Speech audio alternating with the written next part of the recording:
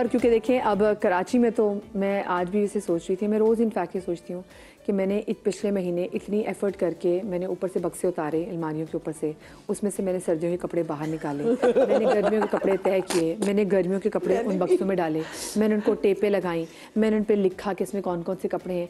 ये पूरे तकरीबन 1 हफ्ते की मेरी एक्सरसाइज थी। अपने बच्चे के कपड़े भी ऐसे बाहर निकाले, फिर अंडे डाले, फिर उसको मैंने बक्सों के ऊपर चढ़ा के दोबारा सेट किया। और उसके बाद क्या हुआ, सर्दी नहीं आई।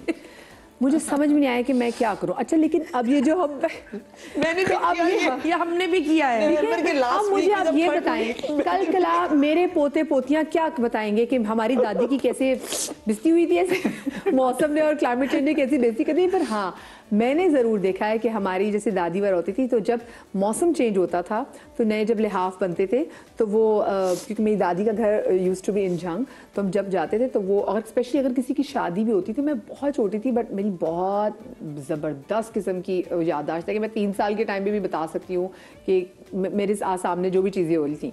तो वो लिहाफ की वो सिलवाई होती थी, वो खवातीन आती थी और उसके बाद फिर उसके ऊपर डंडे लगंदना, हाँ, और उसके ऊपर ना उसको बैलेंस करने के लिए डंडे मारने होते थे। तो हम बच्चों को बड़ा मजा आता था कि चलो चलो डंडे मारने हैं, उस पर धुलाई कहते हैं उसको। तो वो डंडे मारने होते थे। तो वो फिर, और जो पुरानी फिर बक्सों से चीजें निकलती थी, बिस्तरे निकलते थे, फिर उनको धूप में डाला जाता था कि, और वो ये उनको होता था कि भी धूप से जो उसके अंदर जरासीम होंगे वो मर जाएंगे, जलेंगे, जले। हाँ, तो लेकिन अब क्या हमें, और फिर चीजें भी ऐसी बनती थी, हलवा जात बनते थे। आप लोग ने अपने इसमें क्या देखा है कि आपकी फैमिली में ऐसी कौन सी खवातीन थी जो, और घर में स्पेशली क्या तैयारी होती थी सर्दियों की अगर मैं बात करूं तो? हाँ, ये सबसे पहले वो एक ट्रंक होता था जो मेरी अम्मी की जहेज में आया था। वो ट्रंक ने हम लोगों ने नजर नहीं आता। हाँ, उसमें वो लिहाफ सारे निकाले जाते थे।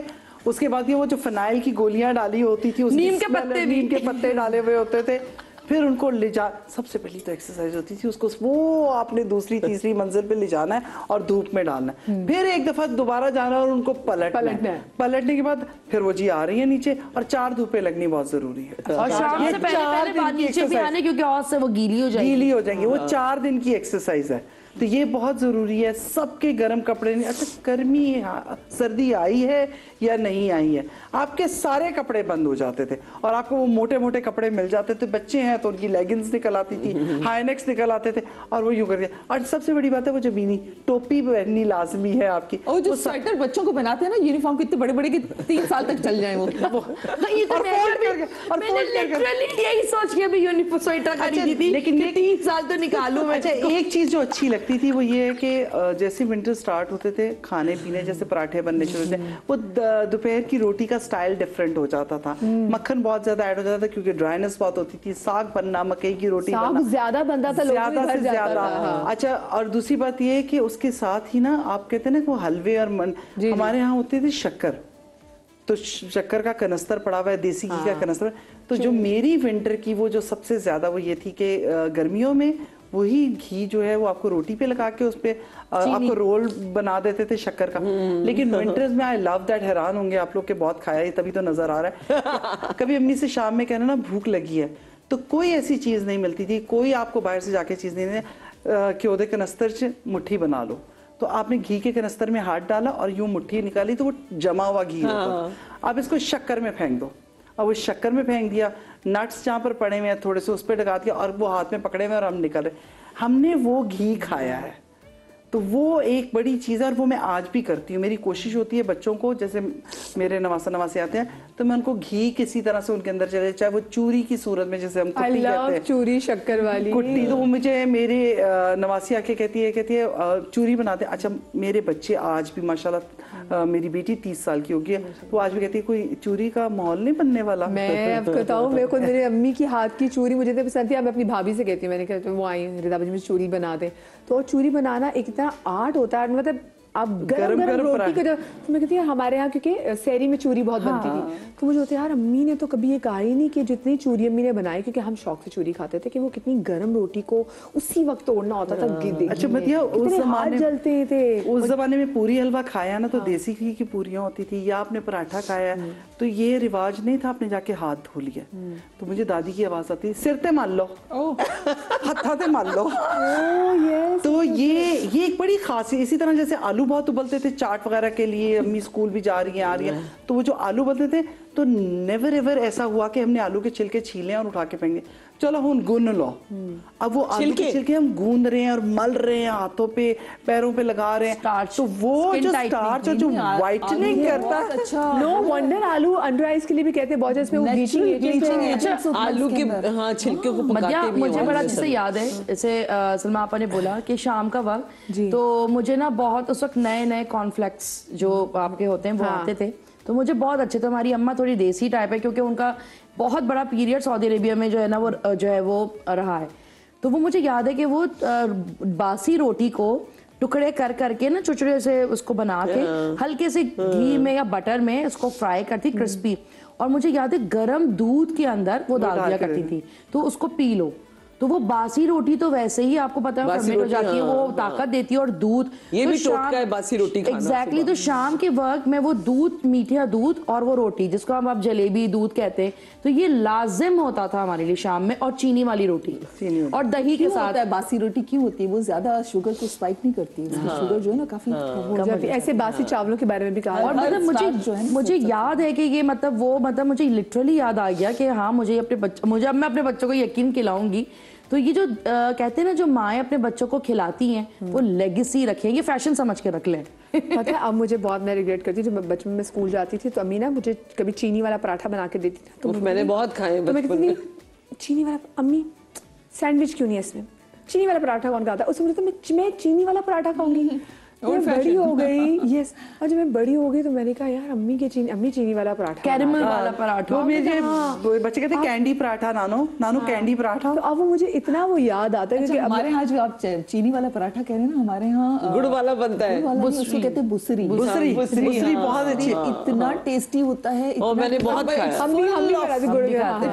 It's all sugar and full of bad calories होते हैं, सॉरी, लेकिन मेरी सिंधी फ्रेंड्स के घर बनता है डिलीशियस, इतना मजे का होता है। मतलब अब एक रोटी, दो रोटियों का बेल लें, उसके अंदर आपने गुड़ भर दिया, कद्दूकश करके उसके अंदर सारा फैला दिया, और उसके ऊपर दूसरी रोटी का दिया। ऐसे हमारे यहाँ चीनी और गुड़ के बिल्कुल ऐसे बनते थे। उसके अंदर थोड़ा सा देसी घी जो है ना अंदर भी डाल दिया था कि जो मेल्ट हो तो वो कैरेमलाइज लगता है, वो इतना मजे का लगता है। और जब वो पक जाए हल्का हल्का सा आपने तवे पे बनाया, उसके ऊपर आपने सफेद मक्खन नहीं वो देसी घी ही डाला, मैंने तक देसी घी और coconut oil, pure coconut oil ही में खाना पकता है, गुड़ वाले पराठे। अच्छा हम तो वो पंजाबी बच्चे लाहौर के, तो ये गुड़ के पराठे, शक्कर के पराठे, चूरी, चीनी के पराठे, हर चीज घर में जो सालन बच गया। अच्छा एक ये चीज भी होती थी, जो सालन बच गया, गोभी आलू बच गया, उसका पराठा बन गया, वो माश की दाल वो बच गई, इतना मजे, और माश की दाल का इतना मजे का बनता है। मैंने 3-4 लोगों को बताया कि माश की दाल के पराठे, तो हमने कहा हमने नहीं खाया, तो अम्मी को जो सालन ड्राई, कीमा पड़ा पुराना हो गया, लो जी कीमे का पराठा बन गया।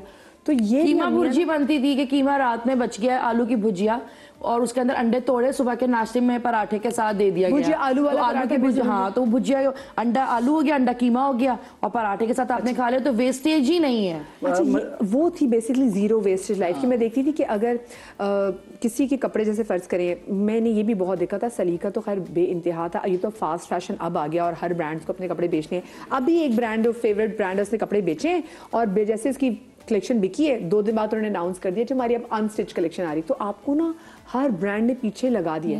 जबकि पहले होता था, आई रिमेंबर अम्मी का कोई सूट अगर बनता था तो अगर मैं छोटी थी तो मुझे मेरी वैसा उस टाइप का फ्रॉक होता था।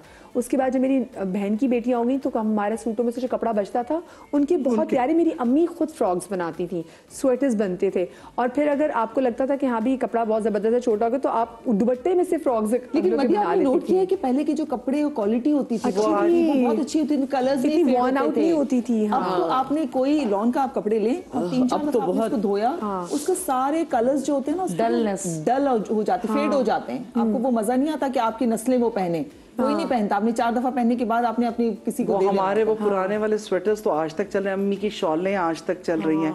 इवन ये कि जो कभी किसी जमाने में मरीने के सूट आते थे ना, वो शॉलें आज तक चल रही हैं। लेकिन ये है कि अब वाला बिल्कुल नहीं चलता। अब गरारे शरारे, मेरे पास मेरी खाला का जो उन्होंने शायद मैट्रिक में अपने कोई बनाया था, फिरोजी कलर का है, उस पर गोल्डन बड़े बड़े से फूल हैं, बहुत खूबसूरत वो गरारा है, वो मेरे पास है, मैं उसको ऐसे ही वो चमकता है। मेरी अम्मी का एक रेड कलर का दुपट्टा, मैं आपको दुपट्टा देख रही थी तो मुझे बार बार याद, बल्कि मैंने यहाँ पे शो रमजान ट्रांसमिशन में वो पहना है, मरून कलर का पूरा, वो मेरी अम्मी के जहेज का दुपट्टा है, वो जब खोलो वो वैसे ही चमकता है। और मेरी अपनी शादी के कपड़े, बहुत अरसा नहीं हुआ, वो कपड़े धब्बे हो गए, वो काम खराब हो गया, चीजें बिल्कुल कि मतलब अगर मैं चाहूँ कि मेरी अम्मी ने मेरी शादी में अपने वलीमे का गरारा पहना था, शर्ट चेंज कर ली क्योंकि वो दुबली थी, वो मोटी हो गई हैं, तो मैं ये नहीं सोच सकती कि मैं अपने बच्चों की किसी शादी में अपनी शादी का कोई दुपट्टा या कोई शरारा या कोई चीज इस तरह बना के कंट्रास्ट में पहन लूं। कुछ है ही नहीं, कुछ भी नहीं है, ऐसी कुछ चीज है नहीं जो देर पा रहे, लेकिन हाँ पुरानी। मेरी मेहंदी पे मुझे जो मैंने दुपट्टा पहना था, वो मेरी दादी ने अपने हाथों से उस पे पूरी सितारे लगाए थे, तो वो उन्होंने कभी पहना होगा अपनी जवानी में, और वो तकरीबन मेरे अब्बू कहते हैं कि ये भी कोई 60-70 साल का तो दुपट्टा है, वो खराब, वो दुपट्टा भी नहीं फटा, वो मेरे पास आज भी रखा। कभी कोई शो करेंगे पुरानी चीजों पे तो मैं जरूर लेकर आऊंगी। मेरी मम्मी की जहेज की साड़ी संभाल के रखी है। अच्छा, एक चीज में अपने बच्चों को और बच्चियों को, जैसे अगर बटन टूट जाए तो जरूरी नहीं है कि वो फिल्मी अंदाज में सिर्फ दुल्हन को ही लगाना बटन आना चाहिए, लड़कों को भी आना चाहिए। I was in 6th standard, मेरी गर्मियों की छुट्टियों में अम्मी ने मुझे, हमारे घर मिलाद आना था, तो मेरी अम्मी ने मुझे टास्क दिया कि अम्मी एक से ना कढ़ाई करती थी, तो उनको बहुत, एक तो उनके खूबसूरत मेरी अम्मी के हाथ थे, फिर अम्मी उनको बहुत शौक था कढ़ाई करने का, तो मुझे वो आप मैंने कहा मैंने भी करना है। फिर अम्मी ने मुझे वो छापा डलवा के दिया, और मैंने अपनी गर्मियों में अपना होमवर्क खत्म करके मैंने सूट पे खुद एम्ब्रॉयडरी की, और मैंने भी बड़ा फ्लेक्स किया कि तो मैंने खुद 6th क्लास की बच्ची, मुझे बहुत ज़्यादा शौक था। फिर जैसे वो गुम सिलाई वाला, वो अम्मी को देखी कि अम्मी ने कैसे की, गुम सिलाई आनी कच्चा टांका था। मैंने फिर एक बार वो जो जैसे तुरपाई कहते हैं, तो हमारा अपना शो था जब मैं समा पे पहले मॉर्निंग शो करती थी, तो उसमें नाहिद आपा, अल्लाह उनको गरी की रहमत करे, नाहिद आपा ने कितना हमें सिखाया। तो नाहिद आपा ने कॉम्पिटिशन किया, और नाहिद आपा ने कहा करें, मैं देखती हूँ कि गुम तुरपाई कौन करता है। अच्छा, मैंने भी कपड़ा लेके बैठी थी, तो मैंने भी ना तुरपाई मैंने भी कर दी। तो नाहिद आपा ने जब वो तुरपाई देखी, कहती तुमने की है? मैंने कहा जी। कहती तुम्हें देख के नहीं लगता? मैंने कहा यही तो मेरा कमाल है। अच्छा, मैं आपको पता नहीं लगना चाहिए कि इतना सलीका है। मैं आपको इस बात से सेकंड करूं, ये मेरे अपनी खुद की बचपन की बात है कि मेरी अम्मी गुड़िया के कपड़े सिलवाती थी मुझसे, जिससे मुझे टाकना आता था कि मतलब आप टिकाई कैसे कर सकते हैं, ये छोटा छोटा से क्या कभी उधर जाए, आप भी छोटी छोटी चीजों के दर्जी के पास या किसी के पास तो नहीं जाएंगे, बिल्कुल। तो वो छोटे जो कपड़े, गला काटना, फिर हाथ कैसे बचाना, सुई को चुबाना नहीं है, आंखों को तेजी से वो धागा कैसे डालना है। लेकिन पता है, मैंने अपनी ही एज की बाकी लड़कियों में भी देखा, तो उनकी अम्मी कहती थी हमारे बच्चों को तो सुई में धागा भी डालने नहीं आता। अल्लाह, क्या हुआ सलमा आपा, क्या सोचेगी? ऐसे नाहिद आपा की बात की, आज हम सारे नानी दादियों की बातें कर रहे हैं, तो मैं आप सबसे कहूँ कि सूरह फातिहा पढ़ के जरूर उनके लिए पढ़े। आज बहुत तकलीफ में वो गई थी, हम सब जो यहाँ बैठे हैं, मैंने पहला शो जब उनके साथ किया था, तो मैंने कहा था हैरत की बात है, मैंने कभी जिंदगी में नहीं सोचा था कि आपके साथ कभी खड़े होने का या आपसे बात करने का मौका मिलेगा। क्या तो खूबसूरत खातून थी और क्या सिखाती थी, और सबसे बड़ी बात है दरगुजर का मामला जो उन्होंने रखा अपनी जिंदगी के अंदर, मैंने वैसा किसी में नहीं देखा। इतनी नफीस बात, मैं आपको बताऊं, मुझे आपने बात की ना, स्कूल था उनका, जो लड़कियों को खाना लगाना, ट्रे सिखाना, बर्तन जब मैं नई कराची आई थी ना, तो वो मेरे शो में आई थी, नाहिद आपा ने मुझे कहा तो मदिया तुम्हें चीज़ की जरूरत है मुझे बताना। मैंने कहा नाहिद आपा मैं ना घर का खाना बहुत मिस करती हूँ, मैं एक अकेला बंदा अपने लिए क्या बनाए। नाहिद आपा लिटरली मेरे लिए ना प्रॉपर बास्केट्स, इसमें मीठा लैदा सब वो चीज़ें करके बेची थी। मेरा एक रिग्रेट ये है, हम नाहिद आपा को अपने शो में बुलाना चाह रहे थे जब उनकी डेथ से कुछ अर्सा पहले, तो नाहिद आपा ने एनी से कहा, जो हमारी कोऑर्डिनेट कर दी थी, नाहिद आपा ने कहा कि मदिहा से कहना मुझसे मिलने आए। मैं पता नहीं, हमें लगता है कि हमारे जो आसपास के लोग हैं हमेशा जिंदा रहेंगे, ऐसा नहीं है।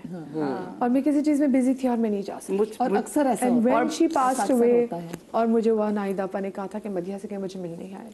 मुझे इतना रिग्रेट है आज भी, जब मैं कहती हूँ तो मुझे लगता है मैंने बड़ी, मैं तो उनके जनाजे पे साइड पे खड़े होकर मैंने माफ़ी मांगी थी कि आपने मुझे 2 से 3 बार कॉल किया, उन दिनों मैं भी मूव कर रही थी। खैर हम घर आपस में जब भी शिफ्ट करने लगते तो मुझे कॉल मेरी तो लास्ट में बात हुई थी, मैंने अपने इवेंट पे उनको बुलाया था, तो उन्होंने मुझसे कहा कि समिया मेरी तबीयत ठीक नहीं है, और मैं पूरी कोशिश करूंगी कि मैं तुम्हारे लिए आऊँ, क्योंकि ना समीना आपा हो गई, सलमा आपा हो गई, आलिया सारिम हो गई, ये लोग बहुत, तो उनके दुआएं, और आप लोग जिन्होंने इसके लिए सीखा है, जो नहीं भी सीखा तो वैसे बात नहीं, फातिहा पड़ेगा। नाहिद आपा वी लव यू, शाद रही आबाद रही, पाक आपको लात हमसे महफूज रखे। कल मिलेंगे, अल्लाह हाफिज़।